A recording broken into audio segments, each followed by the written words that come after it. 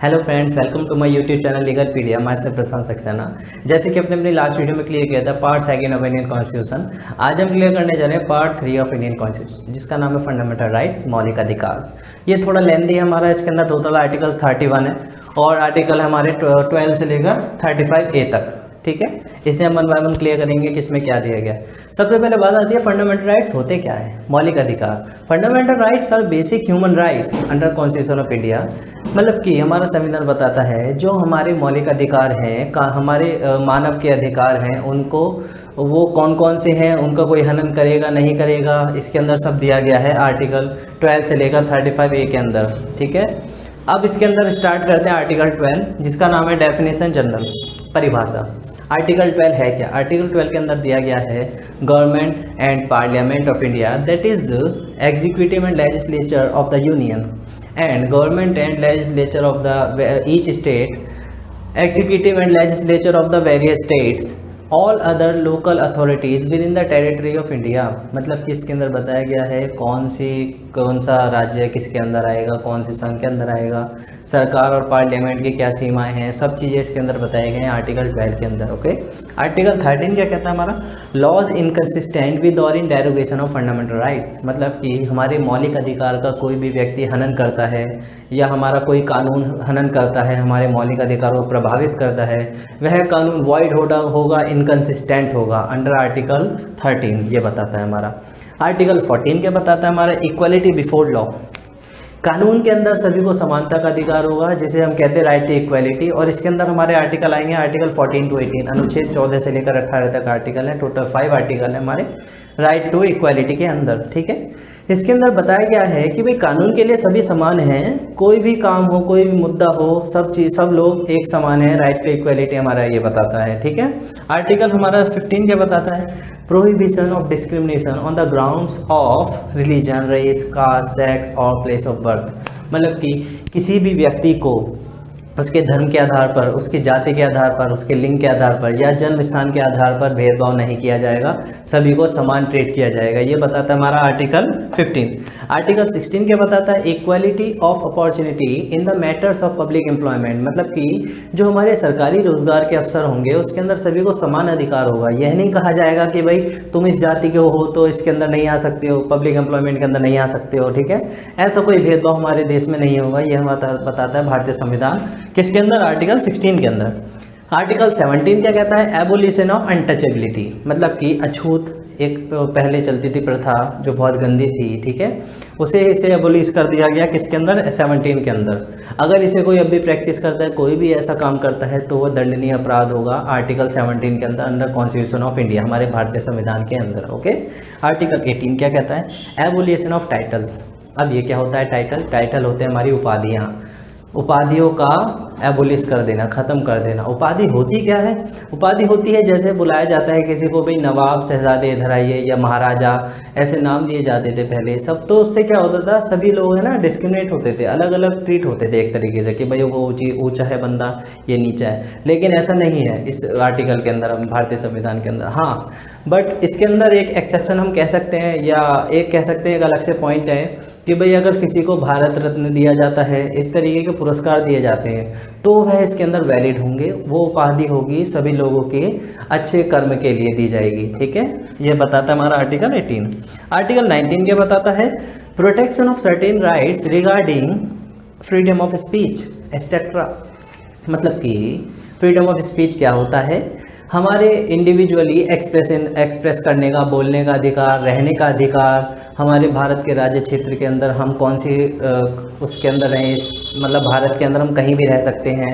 ठीक है, ऐसा हमारे साथ कोई भेदभाव नहीं कहा जाएगा, जिसे कहा जाता है राइट टू फ्रीडम। अब हमारे राइट टू फ्रीडम स्टार्ट हो गए हैं, 19 to 14 इसके आर्टिकल हैं, फिर 19 से लेकर 24 तक आर्टिकल्स हैं इसके। तो हमारा आर्टिकल 20 क्या कहता है? हमारा आर्टिकल 20 कहता है protection in respect of conviction for offences. मतलब कि अपराधी कोई भी होगा, अंडर लॉ सभी को समान ट्रीट किया जाएगा। जैसे कि किसी भी अपराधी को एक से ज़्यादा बार एक अपराध के लिए दंड नहीं दिया जाएगा। दूसरा पॉइंट ऐसा कह सकते हैं कि भाई किसी भी व्यक्ति को, जैसे कोई अपराधी है तो वो उसे बाध्य नहीं कर सकता उसे साक्षी बनाने के लिए। ठीक है, तो ये बताता है हमारा भारतीय संविधान। हाँ, तो आर्टिकल 21 क्या कहता है? Protection of life and personal liberty, सभी मानव के जीवन के और उसकी व्यक्तिगत स्वतंत्रता को सेफ रखता है। आर्टिकल 21 कहता है मतलब कि कोई व्यक्ति कैसे जीता है, अपना जीवन कैसे व्यापन करता है, उसकी स्वतंत्रता है हर व्यक्ति को, यह बताता है आर्टिकल 21 प्रोटेक्ट करता है ये, ठीक है। आर्टिकल 21A क्या कहता है? राइट टू एजुकेशन, शिक्षा का अधिकार। हमारे राज्य के अंदर हमारा कानून कहता है कि जो बालक 6 वर्ष से 14 वर्ष के हैं उन्हें निःशुल्क और अनिवार्य शिक्षा प्रदान की जाए। यह हमारा कानून कहता है, हमारा संविधान कहता है। आर्टिकल 21 हमें यह बताता है, ओके। आर्टिकल 22 क्या कहता है? Protection against arrest and attention in certain cases, मतलब कि अपराधियों को जब अरेस्ट किया जाएगा उन्हें इन्फॉर्म किया जाएगा, और इसके अंदर कहा गया है किसी भी अपराधी को गिरफ्तार करने के 24 घंटे के अंदर अंदर मजिस्ट्रेट के पास पेश किया जाएगा, ठीक है। और उसको स्वतंत्रतः किसी भी वकील से मतलब उसे कंसल्ट करने के लिए स्वतंत्र किया जाएगा अपने अपराध के लिए, ओके। यह सब बताता है हमारा आर्टिकल 22। तो ये बात हुई हमारी राइट टू स्पीच की। 19 से लेकर 22 तक अनुच्छेद है इसके अंदर, 19 से लेकर 22 तक। अब हम बात करेंगे राइट अगेंस्ट एक्सप्लॉइटेशन, मतलब कि जो जबरन जो होती है, मतलब कि अधिकार, हमें कोई भी बंदा एक्सप्लॉइट नहीं कर सकता, ये हमारा संविधान कहता है। आर्टिकल 23 और 24 कहते हैं। आर्टिकल 23 क्या कहता है? Protection prohibition of traffic in human beings and force labour, मतलब कि किसी भी मानव को हम फोर्स नहीं कर सकते काम करने के लिए, श्रम करने के लिए, यह रोक लगाता है हमारा संविधान। अगर ऐसा कोई करता पाया जाता है तो वह दंडनीय अपराध के लायक होगा हमारे संविधान के अंदर, हमारे कानून के अंदर, ओके।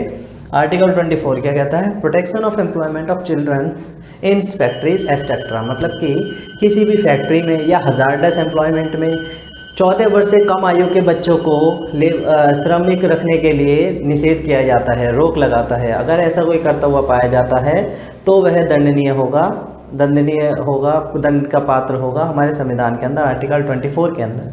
अब हम बात करते हैं right to freedom of religion, हमारे धर्म की स्वतंत्रता का अधिकार। हमें अपना धर्म कौन सा चुनना है, हमें उसे कैसे प्रमोट करना है, यह सब बताई गई है आर्टिकल 25 से 28 के अंदर। आर्टिकल 25 क्या कहता है? Freedom of conscience and free profession, practice and propagation of religion, मतलब कि हमारा संविधान कहता है हमें पूरी कंसाइनेंस है, हमारे पास बिल्कुल स्वतंत्रता है, सूझबूझ के साथ हम अपने धर्म को वो कर सकते हैं, चूज़ कर सकते हैं, उसे हमें कैसे प्रमोट करना है, यह सारी स्वतंत्रता हमें प्रदान करता है आर्टिकल 25। आर्टिकल 26 क्या कहता है? Freedom to manage religious affairs, मतलब कि कोई भी धार्मिक कार्य होगा या इंस्टीट्यूशन होंगे उसके अंदर हमें कैसे काम करना है, कौन सी प्रॉपर्टी हमें लानी है, कौन सी मूवेबल लानी है, इन सब पे कोई भी रोक नहीं लगाएगा, हमें पूरी स्वतंत्रता होगी अपने धर्म के इंस्टीट्यूशन के अंदर काम करने की, ओके। ये बताता है हमारा आर्टिकल 26। आर्टिकल 27 क्या कहता है? Freedom as to payment of taxes for promotion of any particular region, मतलब कि किसी भी धर्म को प्रचार करने के लिए जो खर्चे किए जाते हैं उसके ऊपर हमारा राज्य कर नहीं लगाता है, कोई टैक्स देने के लिए बाध्य नहीं होगा, यह हमें स्वतंत्रता देता है आर्टिकल 27। आर्टिकल 28 क्या कहता है? Freedom as to attendance at religious instruction और religious worship in certain educational institution, मतलब कि कोई भी शिक्षा के संस्था हैं उसके अंदर ऐसा कुछ नहीं होगा कि हाँ भाई इस धर्म के बच्चे पढ़ेंगे, हिंदू धर्म के बच्चे पढ़ेंगे केवल, या केवल क्रिश्चियन पढ़ेंगे या मुस्लिम पढ़ेंगे। स्कूल के अंदर सभी को समान माना जाएगा, कोई भी धर्म के अंदर कोई भी भेदभाव नहीं किया जाएगा, ठीक है, कोई भी बातें नहीं करेगा। हाँ, अगर ऐसा लगता है कि किसी के पेरेंट्स को उन्हें अपने धर्म के स्कूल में जाना चाहिए, मतलब कोई स्कूल है हमारा वो क्रिश्चियन है उसके अंदर नहीं जाना चाहिए, तो वो उनकी मर्जी है, वो उन्हें जहाँ भेजना चाहे, बट ऐसा कोई स्कूल नहीं करेगा। अगर ऐसा कोई स्कूल या संस्था ऐसी करती पाई जाती है तो वह दंड के पात्र होंगे हमारे आर्टिकल 28 के अंदर। हाँ, तो हम बात करते हैं आर्टिकल 29 की, जिसका ये topic cultural and educational rights. इसका मतलब है सांस्कृतिक और शैक्षिक अधिकार, शिक्षा के क्या अधिकार हैं ये बताता है आर्टिकल 29 30। आर्टिकल 29 कहता है protection of interest and minorities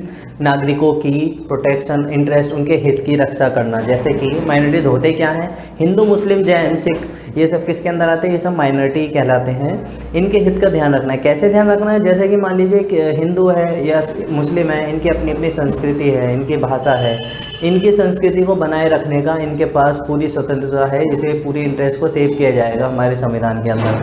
और किसी भी शिक्षा संस्थान में किसी भी व्यक्ति को, किसी भी नागरिक को उसके धर्म के आधार पर, लिंग के आधार पर, भाषा के आधार पर भेदभाव नहीं किया जाएगा, सभी को समान माना जाएगा। ये बताता हमारा आर्टिकल 29। आर्टिकल 30 क्या कहता है? Right of minorities to establish and administer educational institution, मतलब कि माइनॉरिटीज़ वाले सभी नागरिकों को पूरी स्वतंत्रता है, पूरा अधिकार है किसका? एक शैक्षिक संस्थान को अपने हिसाब से बनाना, अपने हिसाब से उसे एडमिनिस्टर करना, स्थापना करना, बट एज पर लॉ।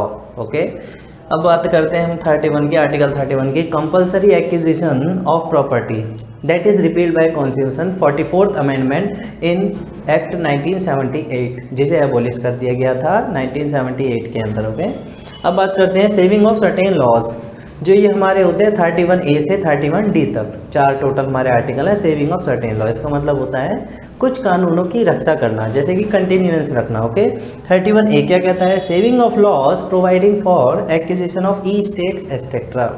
अब बात आती है ई स्टेट होते क्या हैं? ई स्टेट होते हैं जैसे मान लीजिए सोसाइटी हो गई हमारी, जिसमें सेम टाइप के फ्लैट्स होते हैं, या फिर कोई फैक्ट्री एरिया हो गया जहाँ पर केवल फैक्ट्री है, तो यहाँ पर कुछ कानून होते हैं जिनको फॉलो करना पड़ता है, फुलफिल करना पड़ता है। उन कानूनों को बनाए रखता है ये आर्टिकल 31A बताता है हमें। ओके, आर्टिकल 31B क्या बताता है? Validation of certain acts and regulations, कुछ एक्ट्स को और रेगुलेशंस को वैलिडेट करके रखता है। कुछ कानून ऐसे भी होते हैं हमारे, ये बताता है हमारा आर्टिकल 31B।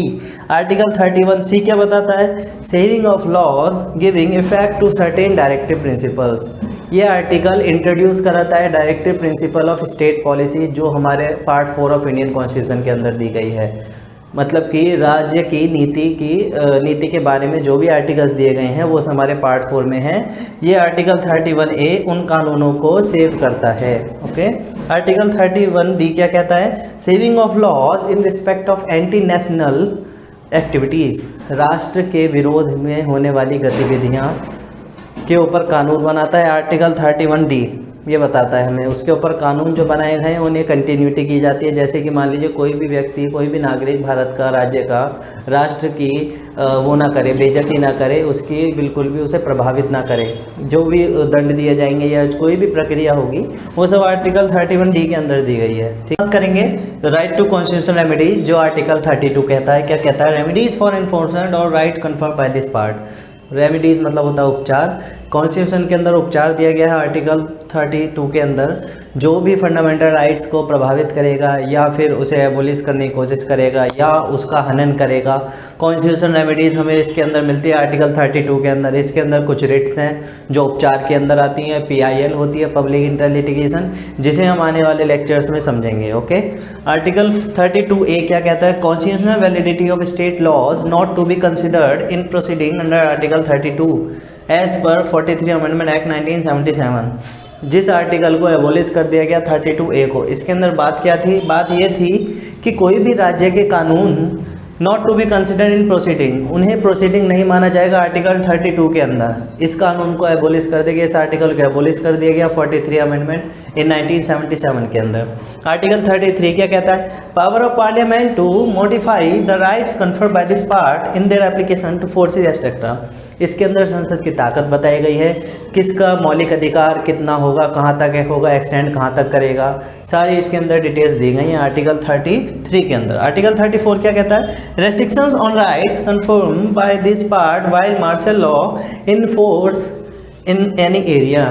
मार्शल लॉ होता क्या है? मार्शल लॉ होता है हमारा मिलिट्री लॉ, जिसे कहीं डिफाइन नहीं किया गया है संविधान के अंदर, बट ऐसा कह सकते हैं इन द केस ऑफ इमरजेंसी। मान लीजिए देश में कोई, राज्य में कोई इमरजेंसी लगी हुई है या वॉर की सिचुएशन है, ऐसी सिचुएशन में जो मौलिक अधिकार है उसको इग्नोर कर दिया जाएगा, क्योंकि रक्षा के लिए ही ये काम किए जाते हैं, मार्शल लॉ लगाया जाता है। जैसे कि कह सकते हैं आप, जैसे हमारा कोरोना वायरस का चल रहा है टाइम, इस टाइम भी एक तरह से इमरजेंसी लग रही है। जैसे कल लॉकडाउन है हमारा संडे को, है ना, तो क्या होगा? इस केस में फंडामेंटल राइट्स प्रभावित नहीं होंगे, इन्हें एज ए एक्सेप्शन माना गया है in the case of emergency, in the case of war, etcetera etcetera. Okay, article 35 क्या कहता है हमारा?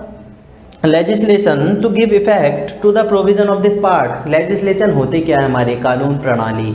लेजिस्लेशन हमारा बताता है कि कौन सा राइट्स कहाँ तक होगा, कौन सा न्यू राइट्स बनेगा, ठीक है। और अगर कोई इसका हनन करता है तो हम डायरेक्ट सुप्रीम कोर्ट में अपील कर सकते हैं। सुप्रीम कोर्ट एक बहुत ही सुप्रीम माना गया है, लैंड लॉ मानते हैं उसका, जो भी उसका डिसीजन होता है ना।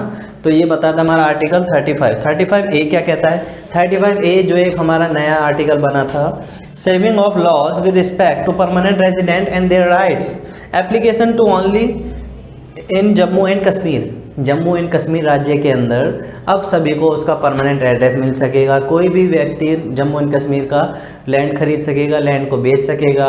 एक तरह से वो पूरा इंडिपेंडेंट राज्य बन चुका है जम्मू एंड कश्मीर, और इसके अंदर कॉन्स्टिट्यूशन भी बन चुका, कॉन्स्टिट्यूशन भी लागू होगा हमारा, है ना। तो ये था हमारा पार्ट 3 ऑफ इंडियन कॉन्स्टिट्यूशन। थोड़ा लेंथी था, उम्मीद है आप सभी को समझ आया होगा। अगर वीडियो अच्छी लगी हो तो प्लीज़ लाइक करिए, सब्सक्राइब करें और बने रहिएगा मेरे साथ मेरी नेक्स्ट वीडियो के साथ। Thank you so much.